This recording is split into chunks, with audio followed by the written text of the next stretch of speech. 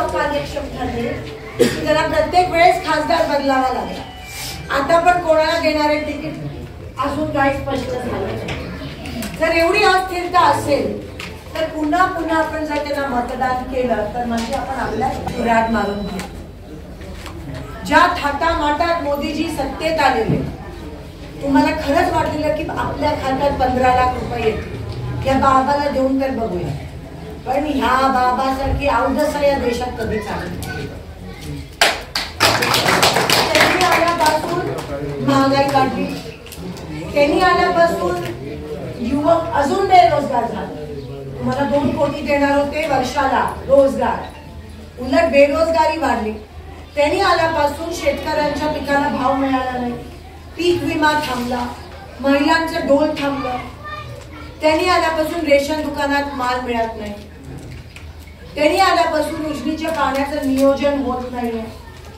त्यांनी आल्यापासून आरक्षण रद्द करायचं, आरक्षण द्यायचं तर सोडा, आरक्षण रद्द करायचं कट कारस्थान करतायत. आणि त्यांनी आल्यापासून आपल्या देशात कधी ना आलेला कोरोना आला. आणि कोरोना काय केलं, आपल्या घंट्या वाजवायला, ताटं वाजवायला. आता आई म्हणते ना, ताटं वाजवली तर अवदसा येईल, तसंच झालं. दुसरी लाट आली, दुसऱ्या लाटेत लोक गेले. सोलापूरचे खासदार 2दा निवडून गेले. आणि हे तर मी 10 वर्ष म्हणते, त्याच्या आधी 15 वर्ष बीजेपीचे खासदार होते. म्हणजे एकूण 25 वर्ष काँग्रेसपेक्षा जास्त बीजेपी सत्तेत होती सोलापूरमध्ये. काय केलं, जे काय केलं ते शिंदे साहेबांनी सोलापुरात. 10 वर्ष तुम्ही त्यांना दिली, पंतप्रधान ते, मंत्री ते, खासदार ते, आमदार ते. पण तुम्हाला काय 10 वर्षात काही मिळालं नाहीये, काहीही सोलापूरला मिळालं नाही. ती चिमणी पाडली. मला वाटलं चिमणी एवढ्या अर्जंटली पाडली की उद्या विमान सेवा सुरू होईल. अजून विमान सेवा सुरू, अजूनही ते बिचारी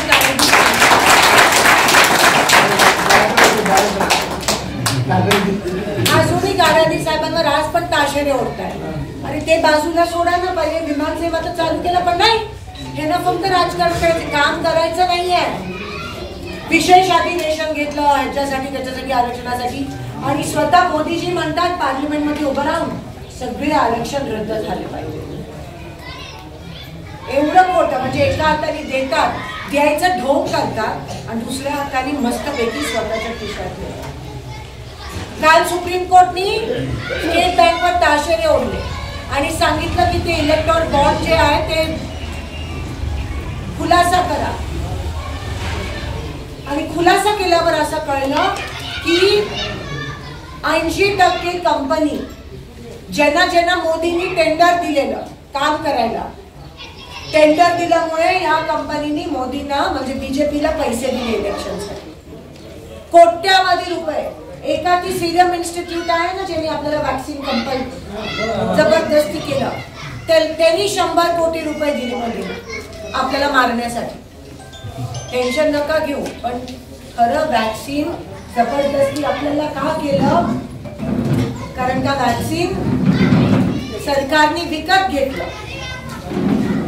तुमच्या आयुष्यावर पैसे कमवायला सरकारने वॅक्सिन विकत घेतलं, तुम्हाला जबरदस्ती केली. आणि ते वॅक्सिन घेऊन आज बघा किती जणांना काही ना काहीतरी दुखणं चालू झालं. ज्यांना काही दुखणं नव्हतं त्यांना काही ना काहीतरी बीपी, शुगर, हृदयविकार चालू झाला. मी तर घेतलंच नाही, खरंच घेतलं. मोदींचा फोटो आज त्याला कशाला घेऊन. आपला एकमेव देश आहे जिकडे त्या वॅक्सिनच्या सर्टिफिकेटवर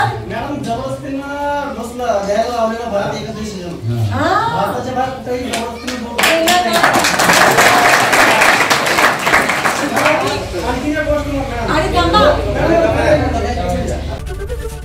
एबीपी माझा, उघडा डोळे बघा नीट.